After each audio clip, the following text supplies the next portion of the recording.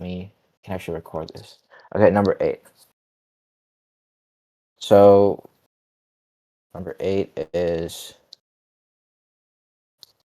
from 1 to 9, 1 over x root 36 plus x squared dx. Okay, so at its were you able to do the number 5, number 6, and number 7?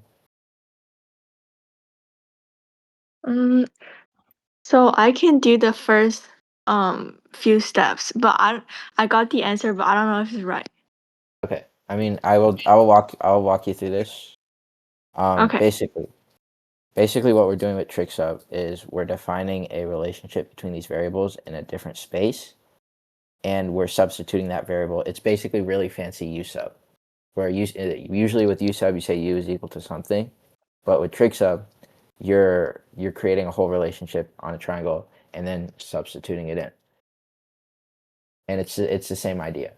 But anyways, for this, what you want to do is you want to create this relationship on a triangle, and for that to happen, you need this side to be root 36 plus x squared, and so this side is x and this side is 6. So that's how we construct our triangle. Okay. After that, you want to find all your parts and transform them in terms of theta, and you want to box them is what I do. So first we want 1 over root 36 plus x squared. We want this right here. And to get that, we're going to get cosine theta, and that's equal to 6 over root 36 plus x squared. So we can just multiply each side by 1/6. Get 1/6 cosine theta equals 6 over root 36 plus x squared. That's a 1. Okay, so that's one of our elements. We also need a 1 over x. So to get that, you do cotangent theta is equal to 6 over x. And let me know if I'm ever going too fast. Cotangent theta, 1/6 of that is equal to 1 over x. So that's 2 of our elements. And yeah, that's 2 of our elements. Now we need a dx. So to get a dx, we can do tangent theta, and that's tangent theta equals x over 6. 6 tangent theta equal to x. And then, yeah, so 6 secant squared theta, d theta. We're taking the absolute derivative of both sides. So we get d theta on this side and then dx on that side. Does that make sense what I did there? Does it make sense what I said about the absolute derivative? I did the same thing. Okay, cool. So that's all of our elements, and then we can put them together. So 1/6 cosine theta, 1/6 cotangent theta times 6. So you get 1/6 on the outside, and then you get cosine times cotangent times secant squared. So cosine times cotangent is cosine squared over sine squared times secant squared. Cotangent. Okay, I'm just gonna write it out fully because there's too many trig terms for me to handle. So cosine squared theta over sine squared theta cosine squared theta. So then those cancel out, d theta. So you get cosecant squared theta d theta. And if I put a negative here, that becomes something I can integrate easily. Negative here, negative on the outside to compensate. This becomes cotangent theta. And in our space that we made here in this relationship, cotangent theta is equal to 6 over x. So it's negative 1/6 times 6 over x. That's equal to, that doesn't look right. Did I do something wrong? It's cosine theta times cotangent theta times secant squared theta, so it's cosecant theta. Oh, that's, yeah, that is. Oh, okay. Whoops. Yeah. Okay, so it's cosine squared theta over sine theta times cosine squared theta. Boom. Okay, so it's cosecant theta d theta 1/6. And then to integrate this, you do the line compensate thing. And the shortcut is that it's ln cosecant theta minus cotangent theta. Okay, and this part made sense when Chen covered it in class, or Yes. Okay, cool. And then from there you get 1/6 ln, and then cosecant theta is, in this case, that's 1 over sine. It's always 1 over sine, but that's root 36 over x, and then plus 6 over x. Okay. Does that make sense? And then we go from 1 to 9. And Wait, it's a minus, right? yeah, it's minus. Thank you for catching that. Okay, minus from 1 to 9. So it's 1/6 times ln 36 plus 9 squared is 81 plus 36. So that's 117. And I don't think you can simplify that anymore. Or you can. That's 3, right? 117, 9, 17, 5. No, you can't simplify that anymore. Anyways, root 117 minus 6 over 9. And then that's ln. And then it's minus ln root 37 minus 6 over 1. And then with the ln rules or log rules, you can make that into division. So you get 1/6 ln root 117 minus 6 over 9 root 37 minus whatever 6 times 9 is, 54.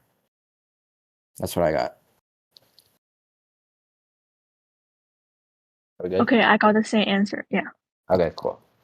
Do you have any other questions? There were some neat ones. Were you able to do trig substitution number 14? Number 14. Yeah, I on didn't do the I didn't get to there yet. okay. Would you want to go over it right now?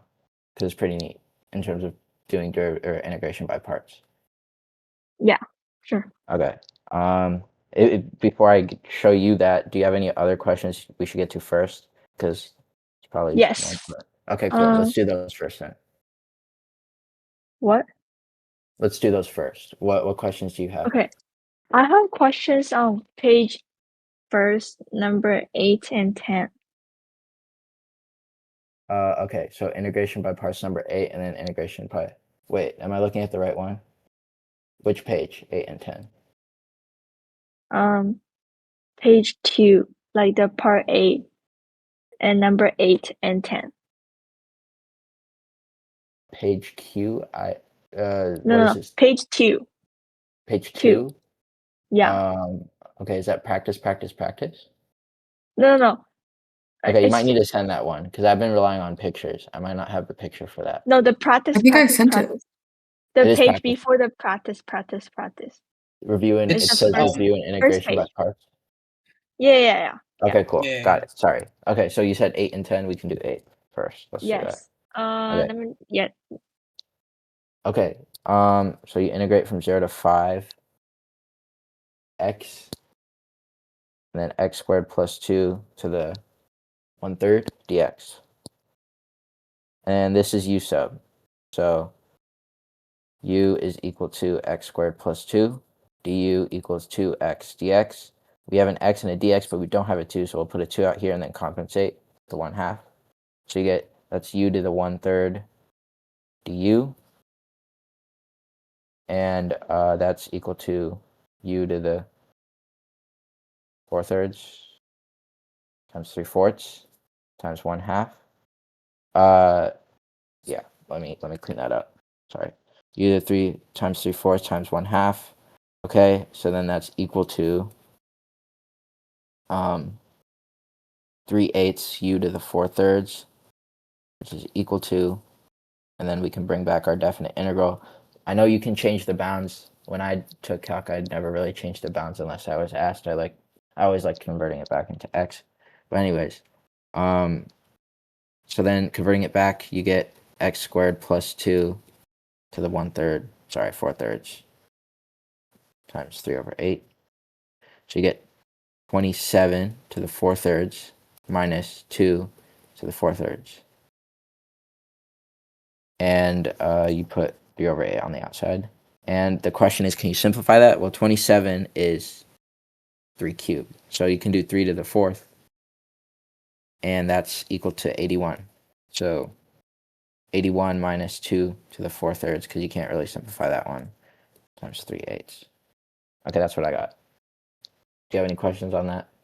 Yeah, How I did but I saw we have to do the integration by parts, like the formula. I don't think you would have to do this by integration by parts, because I guess you can, actually. This is on the integration by parts page, so It like, is? yeah. It is on integration by parts, but why would you ever do this by integration by parts? That's the real question. I don't know, but like, Okay, let's that's see. what they asked us to do. Yeah. Okay. We can do it by parts, or I'll try to, because I don't know if that. Let's see. Oh yeah, actually it will. Okay, never mind.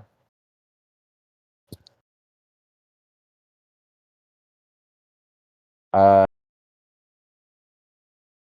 we make that dv, you can't integrate that.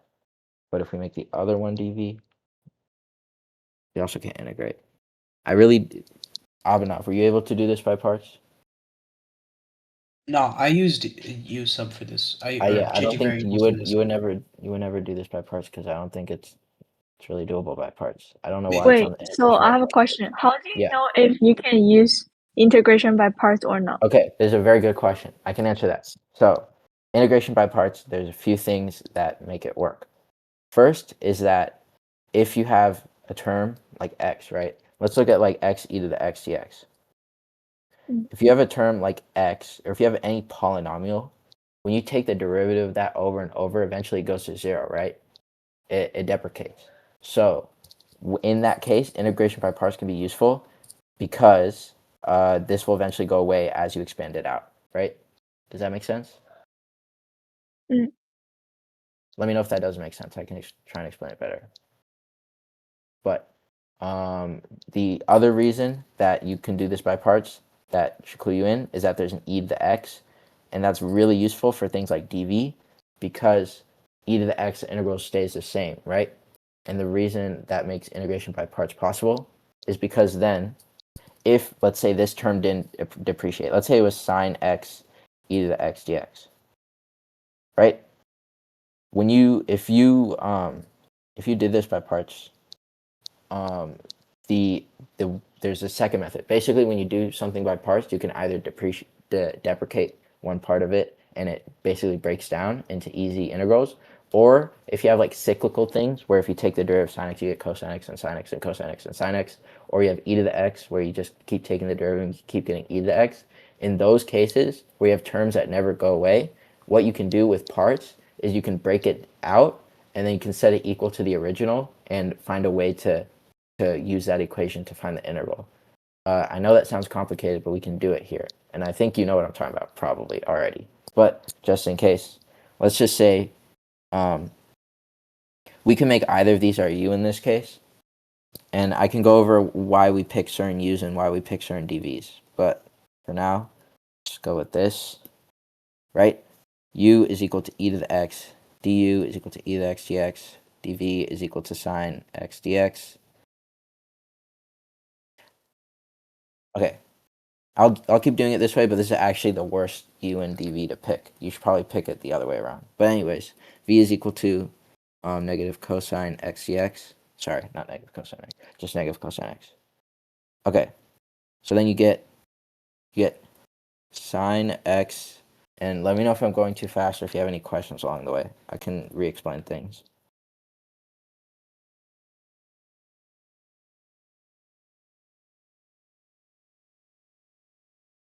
Is equal to negative cosine x e to the x minus v du plus.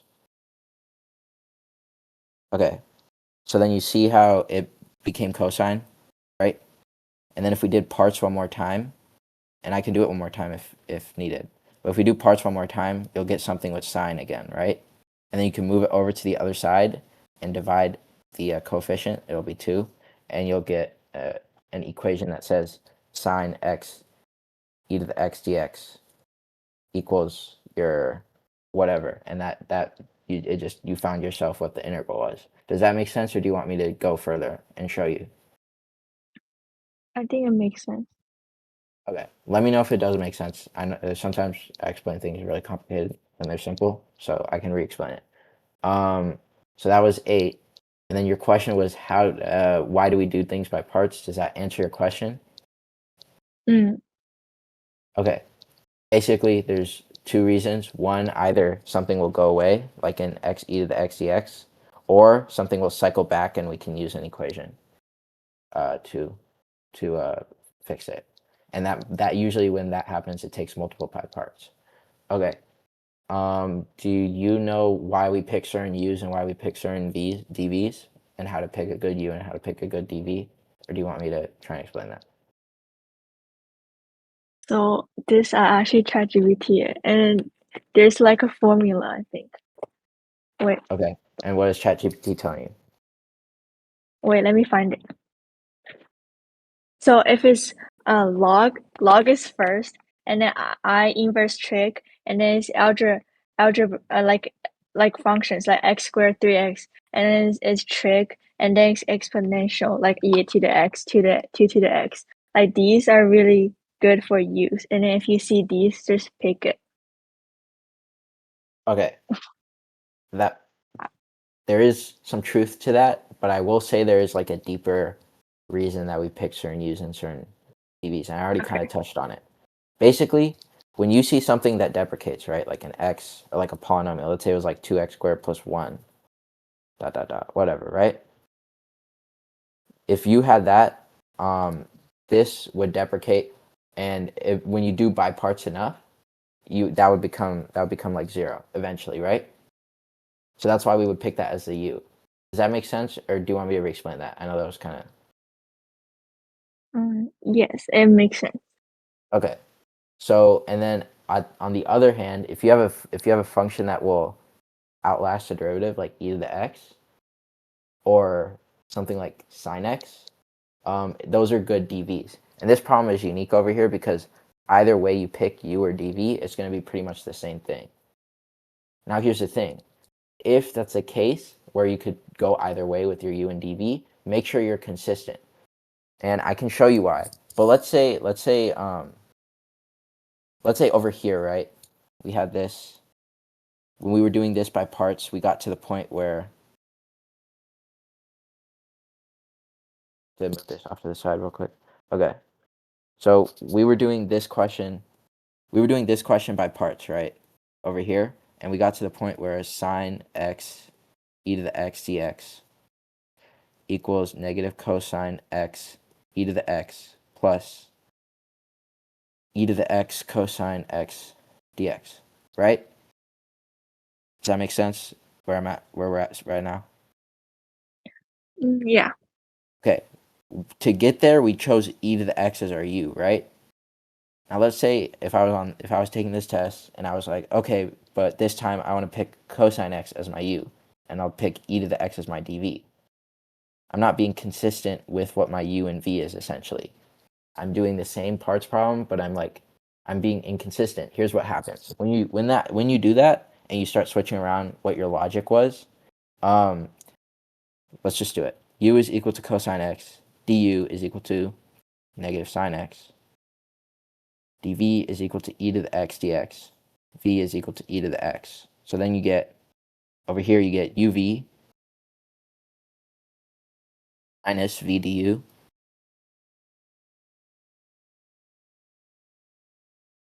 Do you see that? Does that make sense so far? Yes. And so here's the thing. All of a sudden, this cancel out, and these cancel out. So you get 0 equals 0. Because you're unraveling what you were trying to do by switching up your logic midway. Does that make sense? Yeah. So if you pick a u and a v, at least be consistent in your logic, like what you chose. Because when you do by parts, you're going to get integrals that look very similar as you go down, right? So just keep being consistent as you're going down and doing your by parts. And as long as you're doing that, it should break down if you chose the right ones in the beginning. Does that make sense? Yeah. Okay. Is there any... I know that was kind of a long-winded tangent. Is there anything else you would like me to go over? So number 10, is it the same thing as number 8? Say that again. So number 10, Yeah. like is it the same thing as number 8? Number 10. Let's see. Sorry, I have to go back to that question. It was number 10. Yes. Yeah, it is. Do you want me to do that? So you only use U sub. Yes. Because okay. So you want to figure out why we don't do this by parts. No, So- I understand now because the two terms are just the same. Because here's the thing. Let's say we picked x squared as our u, right? Then we would get Yeah. root x plus 2 dx, and that would be our dv. But then when we try and integrate that into our v, that's just going to get more complicated. You're going to get what? You're going to get u x plus 2 to the 3 over 2 times 2/3. So it's only getting more complicated as you try and expand it out with parts, right? Mhm. Okay, then let's flip our u and our v. Let's call root x plus 2 our u. Okay, if we take the derivative, it's still getting more complicated, right? If we call that our u and we get du, it's going to be 1 over 2 root x plus 2. And it's just going to keep getting more complicated. So the reason we don't do questions like these by parts is because it doesn't have that combination of, okay, my u is going to go down or my dv is going to cycle really well. Does that make sense? Mm. Okay, let me know if that doesn't make sense. I can try re-explaining it, but I think, is that good? Mhm. Okay. Okay, do you have any other questions? Let me see.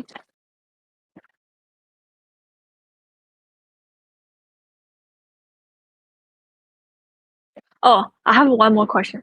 Okay, Yeah. so basically, you know how Mr. Chen told us like the formula for cosecant x and then secant x is like the integral. Yeah. So did we only know these two, or we need to know more? Like, do we need to know for others? Okay, so We only have to know Wait, those two. yeah, it's part of Shiloh's class. You can go through this whole thing without using formulas. In fact, Abhinav showed me, because until now, I thought that secant x, cosecant x, you had to just remember the ln integral. But actually, pretty simple, right? If you have secant x, sorry, my pencil's getting thin. You just multiply it by secant plus tangent, top and bottom. Wait, Angela, Yes, you read right, this yeah. down in secant class? dx. Yeah. She probably I did. saw. I don't know. Like, There's no do I others have that we have to know. No, there's nothing else. do I have to show yeah. the work of how I got the No, LM? he's not. Oh, He doesn't no. expect if us you're to know using anyway. it in like a trig set problem or anything like that, I No, don't you think you don't. do. You never have to. Mr. Shao never even showed us this, even though it's incredibly obvious now. He never showed us that it was just that, and then it was like you multiplied it top and bottom, and then you did ln. He never showed that. He just said, just go ahead and use it. So yeah, you don't have to ever show that for secant x and Yeah. cosecant x. I think the only derivations we have to know is the area of a circle and the other, what's it called? The by parts derivation. Okay. Are there any Is more there- for this unit? Is there any other questions that you have? Any other problems? I don't think so. Okay. Would you like to see the challenge problem, the number 14 on trig sub? Yeah. Wait, so Okay. number 14, it Yeah. says answer and then it's GYO. What Get your is own. GYO? It says get your own. Oh, okay. Yeah, because those are meant to be challenge problems. So cosine. And actually, before I do that, did Mr. Chen say you have to know stuff like, do you have to do like integrals of this, or can I save that for a later session?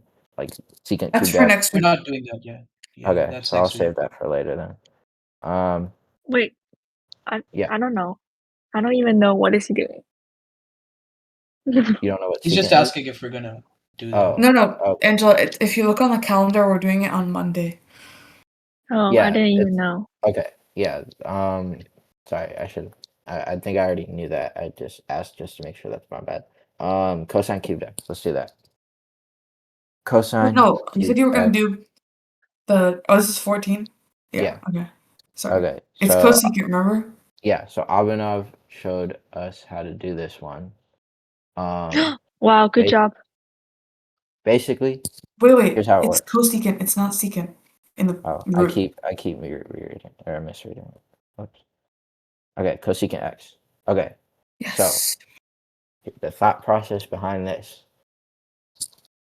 First of all, if you try doing this with trig sub, because I thought I was smart, I tried doing it with trig sub, saying like, oh, what if you made this cosine squared x plus sine x, which is equal to root 1, which is equal to 1, and then you made this side cosine x. You made this side sine x, and then you went and did like inception, but for trig functions or trig sub. Even if I did this, all it would do is just directly replace 1-to-1 the trig variable. So then I would get sine cube theta root secant theta d theta. So that didn't actually help. So what Abhinav showed us was basically this is a by parts problem. That's how you get to the idea, because you were asking about how do I figure out that it's by parts. This is how you figure it out. Okay, the only thing I can do is by parts, right? And also, there's a bunch of cyclical functions in here, cosine x, cosecant x, all that. So that's real quick. There's also a way to do it without parts, but I want to show you it with parts first. How it works is you do cosine squared x. Sorry, it's not cosine. Cosine x, and then you split this up because we have a bunch of identities for cosine squared x, and you put. Sorry, I'm messing this up already. It's cosine. So you put cosine squared x, and then cosine x root cosecant x dx. Okay, so you split that up, and then here's the stroke of genius. You put this inside the square root. Actually, that's a lie. You don't put it inside the square root. You put cosine x over sine x. Those are the same thing, right? Does that make sense? Up until there? Wait. Where you get see? Wait, is that sine x? Yeah. Sorry. Wait, how did you get that? Because root cosecant x is equal to 1 over 1 over. Oh sine, yeah. right? Because it's root 1 over sine x on the inside, Oh yeah. and then Yeah. it's root 1. Yes. Okay, so that's how I got from there to there. And now this is easily a parts problem. It's so obviously a parts problem because this dv here, right? This is an easy integral. It's 1 over u du, right? Does that make sense? So, and then we can make this our u. So u is equal to cosine squared x. Du is equal to 2 cosine x sine x. Negative 2 cosine x sine x. dv is equal to cosine x over root sine x dx. V is equal to 1 over u du. So, or 1 over root u du. So that's u to the negative 1/2 du. Do you understand how I got from that the u sub I did there, or should I write it out? Wait. Okay, I can write it out. So Wait. For that v, yeah. I don't understand. Okay, so does this make sense why I chose this as my dv? Yeah. Okay, let me just write it off to the side then. The integral of cosine x over root sine x dx. If I say u is equal to sine x, then du is equal to cosine x dx. Does that make sense? So then you have cosine x dx up here. That's my du. So it's 1 over root u du. Does that make sense? And then now if I actually do that integral and go back to x, that's equal to, this is u to the negative 1/2. So it's equal to 2u to the 1/2. Sorry, I shouldn't write it in u here. It's 2 times u to the 1/2, which is 2 times sine root sine x. Okay, does that make sense? Or should I explain that more? Wait, is it u is equal to sine x and du or dv is equal to cosine? Du. Sorry, it's hard to No, make it's sure. okay. There we go. Usually I write my V's like this on the test because oftentimes it's hard for the TAs at a glance. So that's how I write my V's and that's how I write my U's. But anyways, okay. Does that make sense so far? Yeah. Okay. Is there any questions you have? I can try re-explaining parts of this. I think it's okay. Okay. So then from there you get hold on. To move this again. Okay. So from there you get sorry. From here you get UV, which is cosine squared x. So 2 cosine squared x root sine x minus v du, which is minus the integral of v du. So that's 2 root sine x, that's v, times du, which is negative 2 cosine x sine x dx. Okay, and then from there you pull things out. That becomes, the minus cancels out with the plus, so you get plus, and then I pull out the 2, so you get 4 here. 4 times cosine x times sine x to the 3/2 dx. Does this step make sense, or should I explain how I got there? Just keep going. Okay, cool. And then 2 cosine squared x root sine x. And then from there it's easy because it's just u sub. U is equal to sine x. So this is u to the 3/2 dx. So then the final answer is 4 times, this is u to the 5/2 times 2/5. So you get 4 times 2/5, which is 8/5. 8/5 sine x to the 5/2, or I should probably put that sine to the 5/2 x.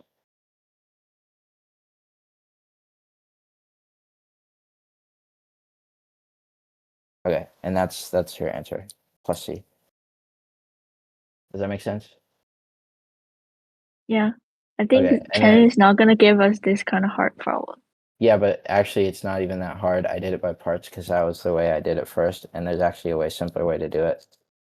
Hold on. There's an even simpler way. You don't even have to do parts, because if you got to this point where you realized you could split it.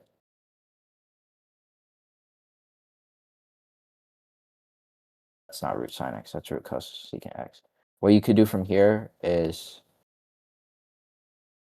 turn this into 1 minus sine squared x, and then that would be times cosine x over root sine x. These are the same thing. Does it make sense how I went from there to there? Yes. Okay, cool. And then you distribute and you split it up. So then this is equal to the integral cosine x over root sine x dx, which is u sub, minus the integral of sine squared x cosine x over sine x. So that's equal to the integral of is equal to the integral of sine, that's the square root, 4 sine 3/2 x cosine x dx. And then that's also u sub. So you didn't even have to do it by parts. All right, does that make sense? Yeah. Okay, It's cool. Easier. It's easier, but the hard part is getting to here by splitting it up. You have the cosine cube. Yeah. Okay, cool. Is there any other questions you have? I think that's it.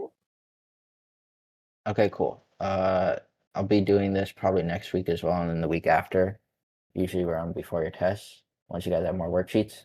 I also have access to Xiao's files, so if I ever find any more problems, that are from worksheets that Chen doesn't have, I'll send them here too. And yeah, okay, cool. Thank you for coming. If you have any other questions, you can just post them and I'll try and answer. Okay, cool. Thank you. Yep.